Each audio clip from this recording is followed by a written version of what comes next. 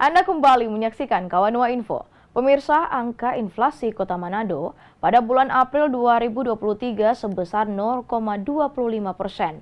Angka ini lebih rendah dari angka inflasi nasional yakni 0,33% secara month-to-month. Sedangkan secara year on year, angka inflasi Kota Manado sebesar 3,86% dan komoditas bensin jadi penyumbang inflasi terbesar.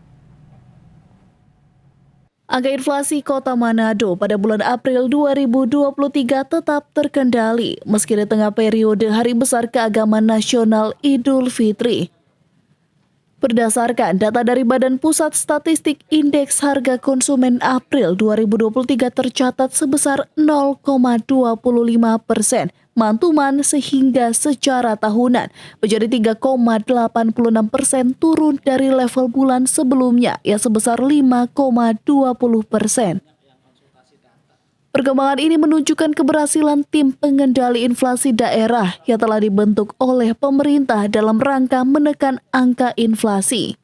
Ya, kita patut bersyukur karena data inflasi kita pada bulan April, yaitu pada periode Ramadan dan Lebaran, untuk Kota Manado inflasinya hanya terjadi 0,25%, sementara justru kota-kota Mobagu mengalami deflasi 0,01%. Jadi ini kabar gembira bahwa pengendalian inflasi kita relatif sangat berhasil. Sehingga secara year on year untuk inflasi Kota Manado saat ini di bawah 4%, yaitu 3,86%, dan kota-kota Mobagu sudah semakin melandai, posisi inflasi secara year on year ada di 5,44%. Ya, sejauh ini kan sebenarnya komoditas yang cukup merangkak naik, beras ya beberapa bulan terakhir ini, tapi sekarang sudah semakin terkendali.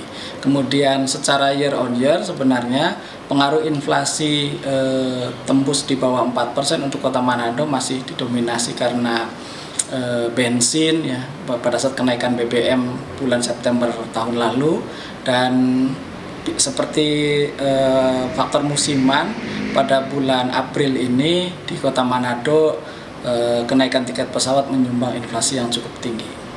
Adapun komoditas pendorong inflasi di Kota Manado yaitu bensin, beras, angkutan udara, angkutan dalam kota, dan nasi dengan lauk. Regina Mangge melaporkan untuk Kawanua TV.